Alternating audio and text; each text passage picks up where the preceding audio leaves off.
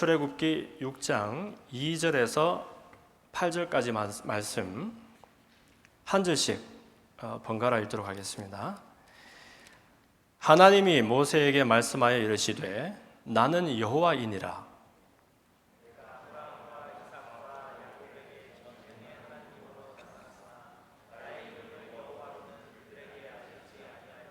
가나안 땅 곧 그들이 거류하는 땅을 그들에게 주기로 그들과 언약하였더니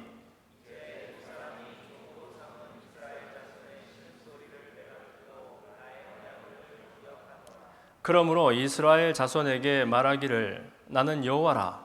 내가 애굽 사람의 무거운 짐 밑에서 너희를 빼내며 그들의 노역에서 너희를 건지며 편팔과 여러 큰 심판들로서 너희를 속량하여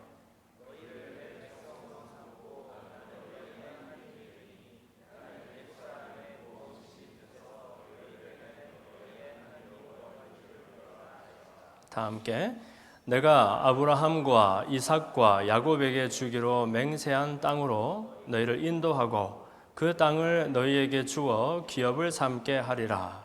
나는 여호와라 하셨다 하라. 오늘은 여호와 스스로 계시는 하나님이라는 제목으로 말씀을 나눕니다. 모세와 그의 백성들, 이스라엘 백성들의 이야기입니다. 이 속에서 하나님은 스스로를 스스로 계시는 하나님으로 소개하시는데 그 내용을 한번 살펴봅시다. 하나님을 약속의 하나님이라고 구약 성경 곳곳에서 묘사하고 있습니다.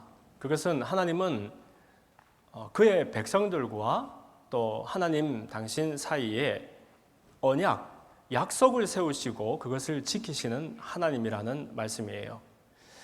그런데 특히 창세기 혹은 또 출애굽기 이렇게 구약의 첫 부분을 살펴보면은요, 정말 하나님이 신실하게 약속을 지키시는 분이신가 싶을 정도로 제일 중요한 그 큰 약속들이 잘 안 지켜지고 미적미적 미루어지는 걸 볼 수 있습니다. 약속이란 다름이 아니라 사람이 하나님을 찾은 것이 아니요, 하나님이 사람을 찾으시고 묻지도 요구하지도 아니한 놀라운 약속을 주시면서 어떻게 그 약속이 이루어지는지 보라 하셨던 것이 하나님 이야기지 않습니까? 사실 신을 만들려고 그러면 신은 사람이 만들어야 신이 됩니다. 그렇죠? 신이 사람에게 와서 내가 신인데 나 좀 믿어줄래 할 수도 없고, 사람이 자기 필요를 따라서 때로는 건강이 필요하면 건강 주는 신, 때로는 절망 속에서 소망이 필요하면 소망 주는 신, 여러 가지 필요를 따라서 사람이 신을 만들게 마련입니다. 그렇게 되면 그 신은 사람의 필요를, 요구를 충족시켜주면 되는 이야기지요. 그런데 어떻게 된 일인지 정말 너무 랜덤한 민족에게 하나님이 오셔서 스스로를 내가 너의 하나님이 될 거야, 너는 나의 백성이 될 거야 라고 하시면서 언약을 세우신다고 하니까 일반 우리 사람의 생각으로는 잘 이해가 되지 않습니다. 이스라엘 민족이 무슨 특별하거나 잘한 것이 있는 것도 하나도 없는 것 같은데, 특히 성경을 보면 그렇습니다. 이 사람들은 처음부터 끝까지 어떻게 저렇게 무참하게 하나님을 외면할 수 있는가 싶을 정도로 처음부터 끝까지 하나님을 어떻게 보면 오해하고 배척하고 하나님이 보내신 하나님의 아들 예수님을 핍박했던 그런 사람들이 있지요. 그 시작을 보더라도 사실 지금의 이스라엘 땅에 있던 사람들도 아니었고, 오늘날로 치면 이란과 이라크 정도 되는 곳에 있던 그 메소포타미아, 갈대아 우르 출신의, 특히 그 지방에 있던 우상을 섬기고 우상을 조각해서 팔고 있던 데라라는 사람의 집에 하나님이 선택하셔서 그 집 사람들에게 약속을 주시는 겁니다. 그러면서 본토 친척 아비 집을 떠나서 내가 너희들에게 약속하는 그 땅으로 가라고 말씀하시죠. 그렇게 해서 데라와 또 그의 자손들, 그의 아들이 또 아브라함이 있고, 그죠? 그렇게 해서 하란을 거쳐서 이제 팔레스타인 땅으로 머나먼 여정을 가게 되지 않습니까?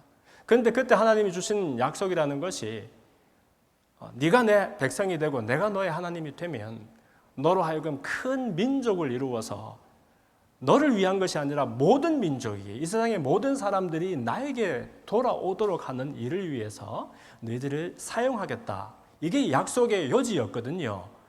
근데 그 약속이 좀처럼 이루어지질 않아요. 저는 그렇게 얘기하면 한 2박 3일 있다가 그 얘기가 이루어지는 줄로 알았어요.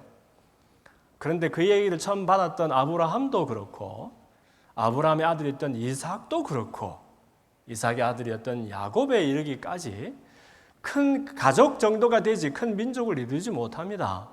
그리고 그들이 있는 그 지역에서 겨우 이렇게 목소리를 낼 수 있는 정도로 성장을 하지, 뭐 큰 민족을 이루고 나라를 세우고 영향력을 행사하는 그런 사람들이 되지를 못해요. 그러다가 여러분들 그 요셉 이야기 때 나눠드렸지만 어느 날인가 가뭄이 너무 심해가지고 양식을 구하기 위하여 자기들은 죽은 줄로만 알았던, 혹은 형님들은 팔려서 노예가 된 줄만 알았던 그 야곱의 11번째 아들이었던 요셉이 총리로 섬기고 있는 이집트에 양식을 구하러 온 집안이 가게 되는 일이 생기잖아요. 물론 요셉 덕분에 그 이집트의 왕이라고 하는 파라오, 그죠? 바로에게 호의를 얻고 그 나라에서 가장 기름진 땅 중에 하나였던 이 고센 땅을 선물로 할당받아서 거기에서 이제 기틀을 마련하고 살게는 되었습니다만은, 그러나 아무리 미국이 좋고 이집트가 좋고 이렇게 해도 그 속에서 소수민족으로 아니면 마진에 있는 사람으로서 그 사회 속에서 영향력을 이렇게 이루어가며 산다는 것이 얼마나 또 때로는 고생이 되고 서러움이 많았겠습니까? 무려 그 땅에서 430년을 히브리 민족이, 이스라엘 민족이 이방인으로 혹은 개구로 혹은 노예로 이렇게 그 땅에서 살아가게 됩니다. 요셉이 있을 때에는 모든 게 좋았죠. 그 나라에서 두 번째로 높은 사람이 그들의 가족이었기 때문에 모든 것이 다 호의로 이렇게 이루어졌는데, 그 요셉의 세대가 지나고 뭐 400여 년이라고 그러니까 우리 조선시대보다, 지금으로 치면 조선시대보다 더 옛날, 그럴 때에 이제 요셉을 알지 못하는 임금이 이제 바로가 되고, 그 이집트에 있던 원래 주민들도 그 바로의 왕궁을 짓기 위해서 고생을 하던 그 시절에 하물며 이방인으로서 기름진 땅을 차지하고 있던 이 히브리 민족이 어떻게 노역에 동원이 되지 않을 수가 있었겠습니까? 어쨌든 그래서 남의 나라에서 남의 나라 왕의 왕궁을 짓기 위하여 동원되고 그렇게 고생을 하고 있던 그때에 이상하게 히브리 사람들은 자꾸 아이들을 너무너무 쉽게 많이 낳는 거예요. 처음에는 70여 명 되는 조그만 가족으로 이 땅에 왔는데 400여 년 지나면서 그 사람들이 엄청나게 큰 무리가 되고 이집트 정부에서는 이 사람들을 위협으로 보기 시작하는 겁니다. 혹시 전쟁이 나면 저 사람들이 우리 적에게 붙어가지고 우리들을 괴롭히게 되지는 않을까, 이렇게 생각하면서 애굽 왕들이 이 이스라엘 사람들에게 노역을 더 가중시키고 고생을 시켜서 그 자식들 좀 덜 낳게, 못 낳게 하려고 꾀를 부리게 되지요. 심지어 산파를 시켜가지고 아들 낳거들랑 일부러 죽여버려라, 그렇게 말하던 시절에 짜잔, 오늘의 주인공 모세가 그때쯤 태어나는 겁니다. 여러분 잘 아시는 대로 산수를 못했다는 모세, 숫자도 모세니까 모세, 내가 모세. 그래서 오후에 조금 피곤하실까봐 제가 지금 멸사본공하는 거예요. 사실은 내가 망가져도 여러분 말씀 하나 더 듣게 하려고. 그럴 때에 이제 이 모세가 그 여백의 그 아들로 태어나게 되지요. 그런데 석 달이나 그 아이를 숨겨 보았지만 더 이상 힘들게 되니까 그 어머니가 눈물을 머금고 갈대 상자에 아이를 담아서 나일강에 떠내려 보내게 되지 않습니까? 그것을 그 궁전에 바로의 공주가 그 갈대 상자를 발견하고 이 아이는 히브리 아이인데 너무 불쌍하게 되었구나 해서는 그 아이를 양자로 삼고 세상에 히브리 아들로서 죽임을 당해 마땅했던 그 모세가 오히려 건짐을 얻고 40여 년간 그 바로의 궁정에서 기름진 음식과 빼어난 학문을 배우면서 아주 중요한 그런 리더로서의 수업을 받게 되는 거 있지요. 40여 년간 아마 꿈 같은 그런 좋은 시절을 보냈을 것 같아요. 공주가 자기 어머니인데 얼마나 좋았겠습니까? 그런데 이야기가 그렇게 끝이 나지는 않고 40세쯤이 되었을 때에 자기는 그래도 히브리 사람이라는 자기 정체성을 가지고서 그렇게 의젓하게 살아왔는데 어느 날인가 이집트 사람들이 너무 무고하게 자기 백성 히브리 사람들을 매질을 하고 괴롭히는 것을 보고서는 견디지 못하여서 혈기왕성했던 이 모세가 그 사람을 때려서 죽이게 됩니다. 죽이고서는 모래 속에 묻었다라고 되어 있지요. 묻고 덮으면 그것으로 끝일 줄 알았는데 언젠가 그 다음에인가 이번에는 자기 백성들 히브리 사람들끼리 다툼이 있길래 아니 어떻게 같은 동포들끼리 그렇게 싸울 수가 있느냐. 이집트 사람들을 우리를 괴롭히려고 하는데 같은 동포끼리 그렇게 괴롭혀서 되겠느냐 하니까 그 사람들이 네가 며칠 전에는 이집트 관원을 죽이더니 지금에는 네 백성까지 죽이려고 하느냐. 네가 우리의 선생이냐 무엇이냐 라고 대드는 것을 보고 나의 모든 일들이 들통이 나게 되었구나. 두려움에 휩싸여서 이제 그 자리를 떠나게 되지요. 소식을 들었던 왕궁에서도 이 모세를 괘씸하다 하여서 쫓아오고 그때로부터 왕자의 신분이었던 모세가 미디안 광야에서 쫓기는 자, 또 피해서 도망을 가는 그런 사람이 되고 말았다는 것이에요. 그것이 또 다른 40년이 그렇게 했다라고 합니다. 또 한 80년쯤 되었을 때에 참 하나님 일하시는 거 보면 너무 한편 이해가 잘 안 되고 때로는 우리에게 참 원망이 생기는 게 항상 하나님은 우리가 원하는 좋은 때에 그분의 일을 하시지 않고 우리가 우리 스스로도 받아들이기 어려운 그런 낭만과 좌절 속에 있을 때 이상하게 그분의 일을 시작하시는 것 같아요.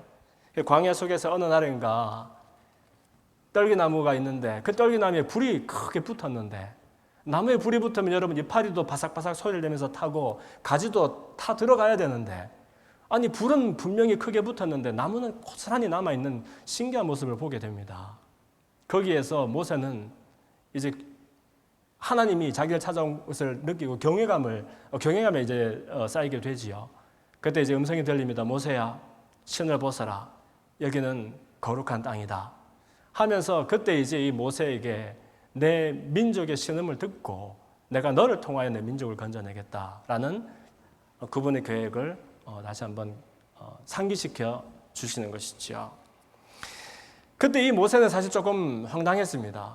내가 40년 전에 궁전에 있을 때 그 말씀을 좀 하시지. 아니면 영향력이 있을 때 그런 말씀을 하시지. 왜 내가 내 중요한 터전을 잃어버리고 내 어머니 스라도 떠나서 이렇게 유리방랑하는 도망자가 되었을 때 하필 그런 놀라운 일을 하신다는 말씀인가? 또 한 가지는 모세는 자기 스스로에 대해서 그렇게 긍지와 자신감이 부족했던 사람인 것 같아요. 그게 어떤 모양인지는 알 수 없으나 자기 스스로를 말이 어눌한 사람이었다라고 5번, 6번을 이렇게 누차 말씀을 드립니다. 아니 하나님이 대충 알아서 하라 그러면 하면 되지 않을까 여러분? 그런데 이 모세는 계속해서 그런데요 제가 말이 어눌해서 그런데요 제가 MBTI가 I로 시작해서 이런 얘기를 자꾸 하는 거예요. 그러니까 하나님이 너무 답답하시니까 그럼 네 3살 형 아론이 있지 않냐? 아론은 말에 탁월한 제사장이니까 같이 데려가서 내 일을 이루어라. 그런데 여러분 그렇게 해서 바로한테 갔는데 너무 장면이 우스운 거예요. 40 혈기왕성하고 좋은 옷 입고 있을 때는 그렇지 않다가 나이 80에 지팡이를 짚고서 남루한 그런 몰골로 세계 최강의 나라 이 왕 앞에 섰는데 거기서 하는 말이 우리 하나님이 이 문자를 보내셨는데 그분 백성을 지금 좀 풀어주라고 하시네. 그렇게 좀 해주세요. 바로가 얼마나 우스웠겠습니까? 그 하나님이 누구냐 도대체. 그 다음에 니네들이 배가 불러서 그러는구나 하면서 오히려 그들의 노역을 더 가중시키고 이제는 집이라도 주면서 벽돌을 굽게 하더니 이제는 집도 니네들 구해가지고 벽돌을 구워라 하면서 더 책임량을 늘렸다라고 합니다. 모세도 입이 이만큼 나오고 가만히 놔두면은 중간이라도 할 텐데 모세가 괜히 긁어부스럼을 만드는 바람에 이스라엘 백성들도 이제 더 큰 노역을 하게 되었으니까 서로 간에 그냥 불편하고 굉장히 불만족스러운 그런 상황이 생기게 되지요.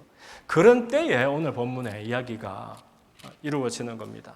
다시 한번 모세가 하나님 앞에 어려움을 호소하고 왜 어찌하여 이 백성이 학대를 당하도록 하셨습니까? 어찌하여 저를 거기에 보내셨습니까? 그리고 제가 바로에게 들어가서 주의 이름으로 말한 그 뒤로부터 오히려 백성을 더 학대함으로 주께서도 주의 백성을 구원하지 아니하시나이까라고 이렇게 원망을 하는 거예요. 그때 오늘 6장 1절 말씀을 보니까 하나님께서 드디어 이제 중요한 말씀을 꺼내십니다. 여호와께서 모세에게 이르시되 이제 내가 바로에게 하는 일을 내가 보리라. 강한 손으로 말미암아 바로가 그들을 보내리라. 강한 손으로 말미암아 바로가 그들을 그의 땅에서 쫓아내리라라고 말씀하세요. 왜 이런 고난을 당하는데 꼼짝도 안 하십니까?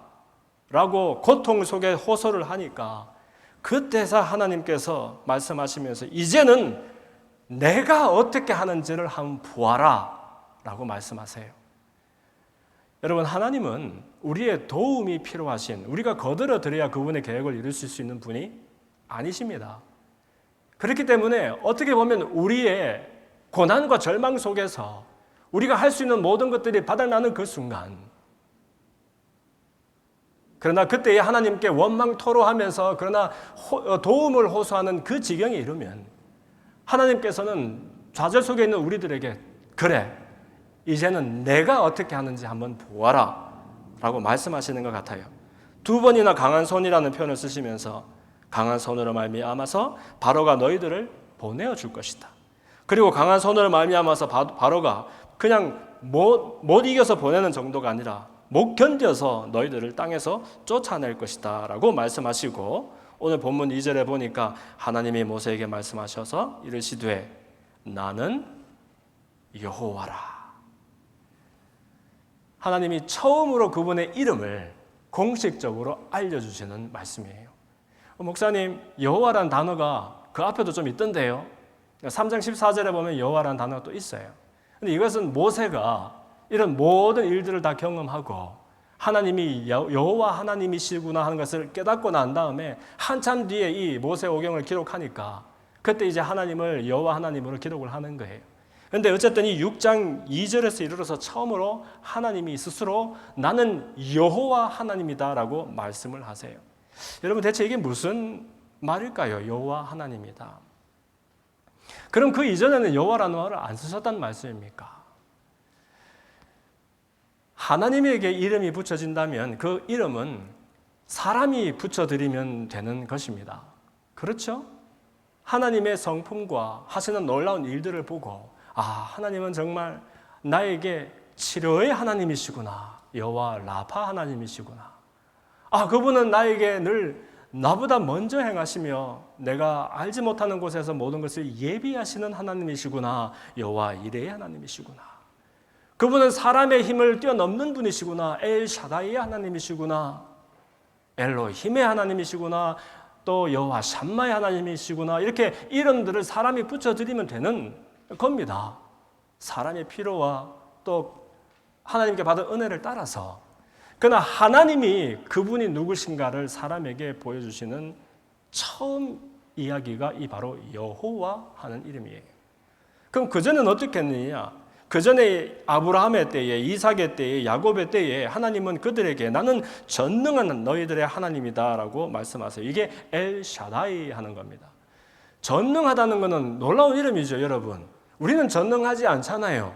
우리 힘으로 할 수 없는 일, 절망 속에서도 아무것도 할 수가 없는 그런 지경에 놓여 있는 우리들 앞에 그러나 우리의 상상과 능력을 뛰어넘어 일하시는 하나님, 그리고 그분의 약속을 이루시는 하나님을 바라보면서 우리는 엘 샤다이, 전능의 하나님, 능력의 하나님이라고 외칠 수 있는 겁니다. 그런데 이 전능의 하나님이라는 이름은 우리한테는 너무너무 크고 놀라운 이름이지만 하나님의 모든 걸 담을 수가 없어요, 여러분. 왠지 아세요? 우리에게 전능하다는 것은 여전히 사람의 안목으로 전능하는 거 아닙니까? 엄청나게 전능하겠죠. 그러나 아무리 전능해도 하나님의 정말 그분의 능력을 다 묘사할 수 있는 그런 단어 전능은 아니라는 거예요. 무슨 말인지 알겠습니까? 그러니까 사람의 최선으로 아무리 하나님을 묘사해도 우리에게 제일 좋은 것으로 그분에게 이름을 지어드려도 그분을 담을 수 있는 이름이 아니라는 거예요. 그러면 여호와는 뭐길래 하나님이 스스로 이름을 여호와라 하십니까? 하는데 이 여호와 하는 것은요, 이것은 나는 스스로 있는 자다라는 말씀이에요. 바로가 묻습니다. 아니, 바로가 묻기 전에 먼저 모세가 물었죠. 하나님, 아니 제가 가면 틀림없이 바로가 그럼 니네 하나님이 누군데 이렇게 물을 텐데 제가 당신을 본 적도 없고 이름 없는 하나님이라고 얘기할 수도 없고 어떻게 하면 좋겠습니까? 그때 하나님이 그러면 나를 스스로 있는 자가 이렇게 말씀하셨다라고 얘기해라. 이렇게 말씀하세요. 스스로 있는 자. 많이 들어봤죠? 스스로 있는 자. I am who I am 이라는 거예요. 사실 더 정확하게 말하면 I will be who I will be가 되는 거예요. 이게 무슨 말이냐 하면은요, 보통 우리는 무언가가 있으려면, 없으면 모르겠지만 무언가가 있으려면 그 있게 하기 위한 원인과 이유와 사연이 있어야 만들어지는 거예요. 맞습니까? 여러분도 여러분의 사연과 원인을 가지고서 결과로 여기 계시는 거잖아요. 우리가 알고 있는 것, 심지어 안 보이는 것들도 무언가가 있으려고 그러면 그 있게 하는 원인이, 이유가 있어야 있게 되는 거예요. 그렇죠? 그러면 이제 미궁에 빠지는 게, 그러면 그거를 그 원인이 있게 한 건 또 뭐야?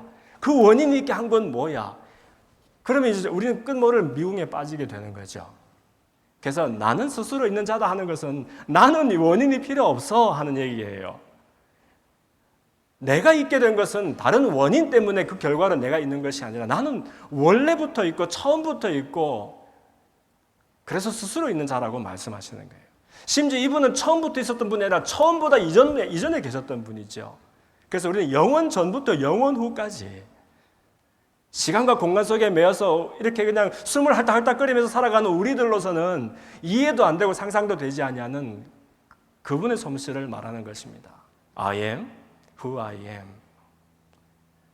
그래서 이분이니까 비로소 누군가 무언가를 창조한다 그러면은 그럼 그 창조한 그 사람을 또 누군가가 창조해야 되는데 어떻게 보면 이분은 창조를 창조하신 분, 모든 것을 넘어서는 초월하시는 분으로 스스로를 소개하고 있는 거예요. 놀랍지 않습니까? 그러니까 나는 쉽게 말해서 너희들이 정의하는 신이 아니다라는 거예요. 너희들이 찾을 수도 없고 찾아도 만날 수도 없고 만나도 알 수도 없고 알아도 경험할 수가 없는, 그래서 하나님이 너무너무 랜덤한 한 사람 아브라함을 불러서 쓰신 것이, 왜 아브라함이에요? 왜 이스라엘이에요? 왜 유대 사람들이에요? 그 말이 아니고 여러분, 모든 열방이, 모든 민족이 하나님의 품 안에 있는데 이 사람들에게 이 하나님을 소개하고 전할 수 있는 방법은 하나님과 한 사람 한 사람 찾아가는 수밖에 없는 거예요. 한 번에도 다 회심하고 하나님께 돌아올 수 있게 하겠지만, 그러나 한 사람을 택하여, 한 가정을 택하여, 한 민족을 택하여 그분의 일을 이루시는 분이라는 거예요. 비록 그들이 끝없이 불순종하고 끝없이 실패할지라도, 그러면 그런 좌절 속에서 뭐라 하세요? 나는 여호와니라. 이제는 내가 어떻게 하는지 보아라 라고 말씀하시는 거 있지요.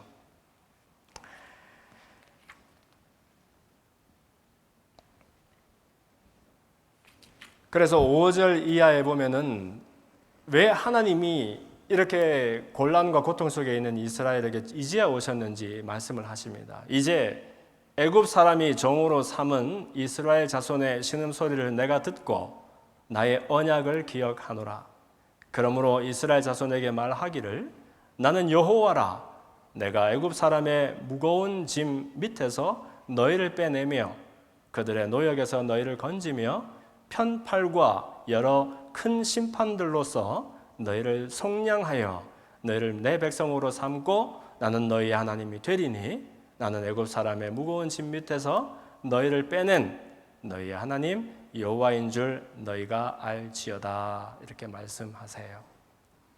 약속을 주시고, 그러나 주고 끝나면은 사람이 말하는 전능한 신으로밖에 안 되지만 그 주신 약속을 기억하고 기억한 약속을 기어이 이루시고 마는 하나님.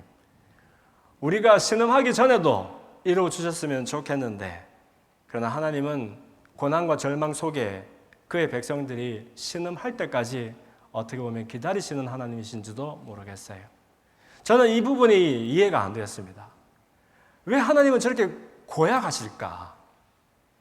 아니, 사랑하는 자기 자녀들이고 백성들인데 아 하기 전에 하고서 소원을 들어주시고 좀 풀어주시면 안 되었을까? 아니, 왜 꼭 그렇게 어렵고 힘들게 되어서 눈물 짜면서 하나님하고 이렇게 할 때야 그래 네가 이제 나를 보는구나 하면서 그래 나를 봐야 내가 뭘 해주지, 무슨 give and take처럼 그렇게 일하시는 그걸 뭐라 그러죠? 치사한 하나님인가? 저는 이렇게 늘 반문을 했었지요. 그런데 알고 보니까 우리 생각처럼 그렇게 나이브한 하나님은 또 아니신 것 같아요. 왜냐하면 우리는 우리가 좋아하는 것들이 우리에게 주어질 때 좋다라고 얘기합니다.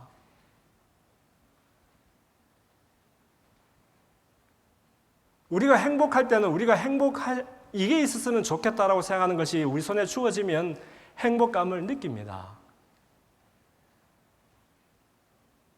그렇게 조건과 또 이유가 이루어져야 비로소 느끼는 그런 즐거움들을 따라서 살도록 우리를 지으신 것이 아니기 때문에 어떻게 보면은 절망에도 불구하고 그 다음에 고난에도 불구하고 하나님을 믿도록 만드는 것이 아니라 절망이라야 고난이라야 아픔이라야 비로소 보고 만나고 경험할 수 있는 하나님이시기 때문에 그때까지 아픈 마음을 부여잡고 기다리시는 분이신 것 같은 거 있죠.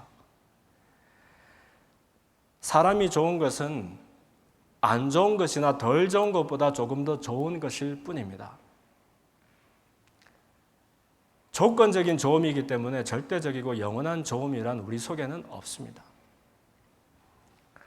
그래서 절망을 통하지 않고 하나님을 믿는 사람이 있으면은 우리 눈에는 좋아 보이지만 그저 사람이 이해할 만한 그 정도의 크기의 하나님을 우리가 정의해 놓고 심지어 그 자리마저도 슬그머니 나를 그 자리에 놓으면서 그렇게 하나님은 나에게 좋으시다, 나에게 복을 주신다라고 말하는 것이 우리의 현주소라는 거예요. 저는 그래서 이 말씀을 읽을 때마다 내가 말하는 좋은 것, 사람들이 말하는 좋은 것에 우리가 현혹되어서는 안 되겠다라는 생각을 많이 해보아요. 우리 집은 너무너무 좋아요. 우리 학교는 너무너무 좋아요. 친구들이 좋아요. 교회가 좋아요. 할 때에 나쁜 걸 좋다고 말하는 건 아니에요. 좋아서 좋다고 말하는 겁니다. 그러나 그 좋음은, 우리가 말하는 좋음은 덜 좋은 것보다 더 좋고 안 좋은 것보다 더 좋아서 좋다고 하는 거예요.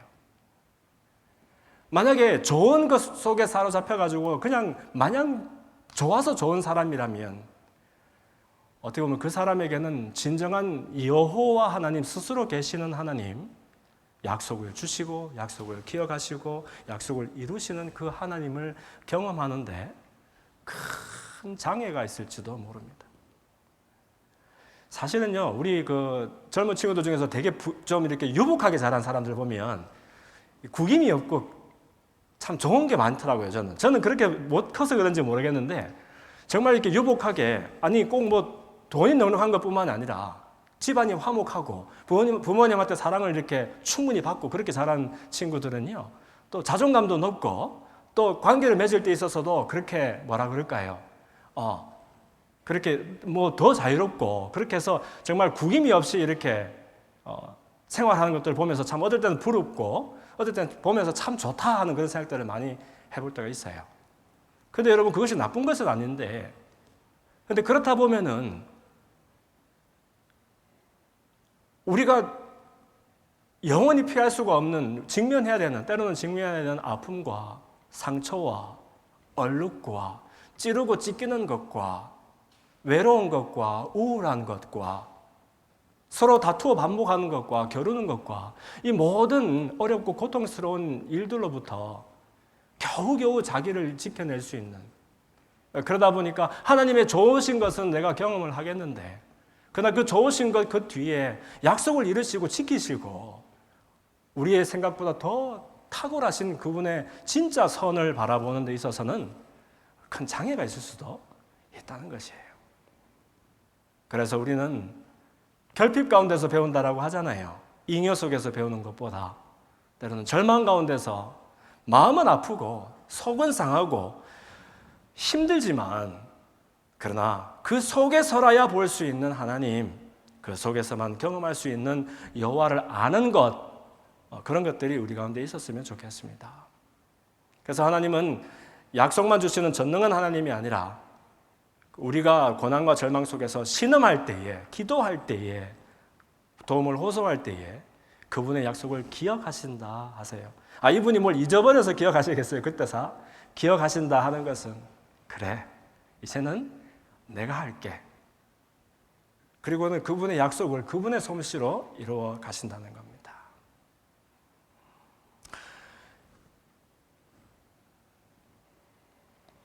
우리는 오늘과 내일을 연결하지 못합니다. 내일은 그냥 상상할 따름입니다.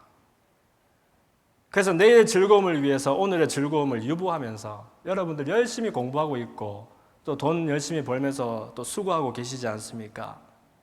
그런데 이 내일의 즐거움과 오늘의 즐거움이 연결되어야 비록 오늘 내가 괴롭더라도 그 연결된 내일의 즐거움을 통해서 위로를 얻을 텐데 우리처럼 이렇게 시간과 공간에 얽매여 있는 사람들은 내일을 오늘로 연결시킬 수 없습니다.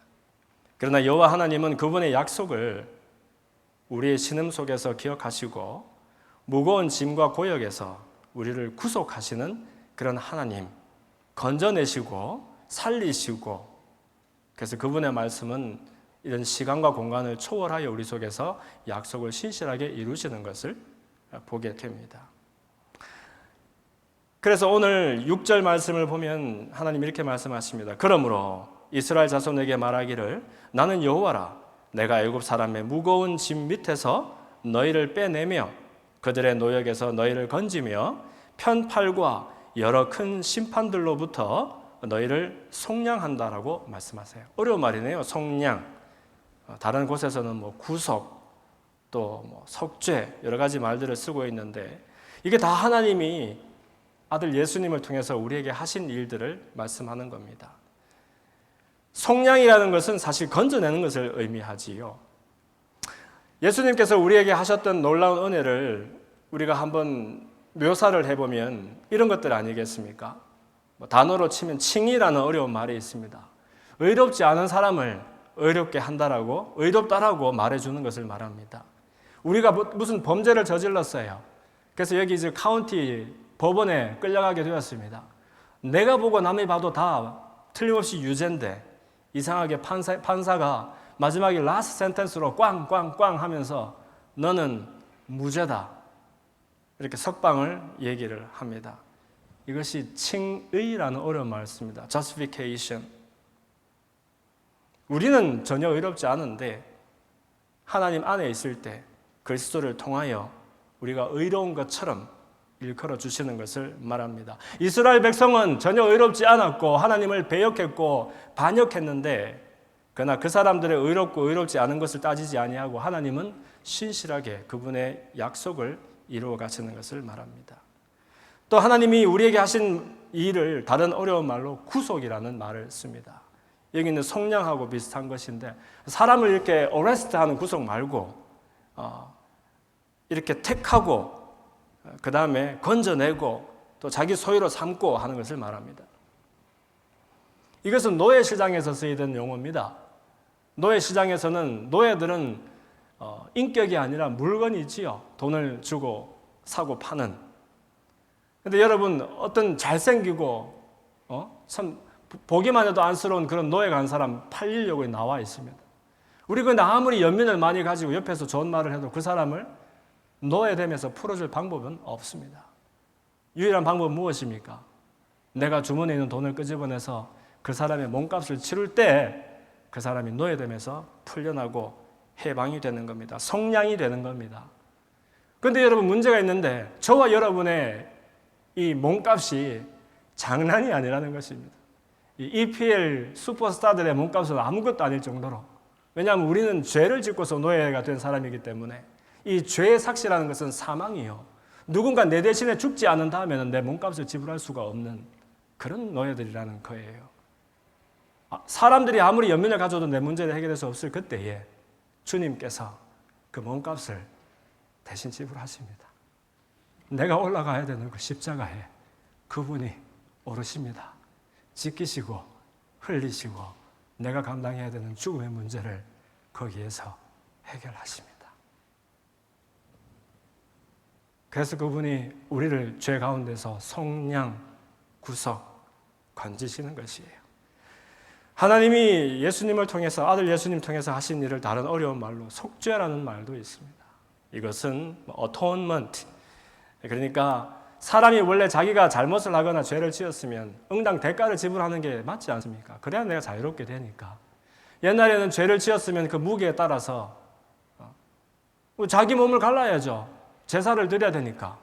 근데 여러분, 우리가 잘못할 때마다 내 몸을 긋고 각을 떠서 죄를 드려야 된다 그러면 여기 살아있는 사람이 어디에 있겠습니까? 범죄할 때마다 내가 배를 가르고 각을 뜨고 불을 지르고 어떻게 할 수 있겠습니까?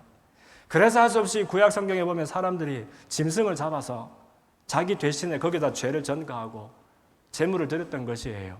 그런데 우리가 우리 죄의 문제를 위해서 맨날 첫날 그렇게 희생 제물을 드릴 수가 없으니까 예수님이 되었다 그만해라. 내가 너의 제물이 되마.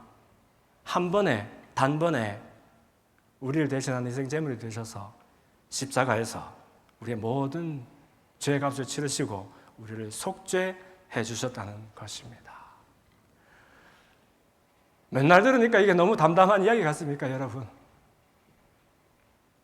놀랍지 않습니까?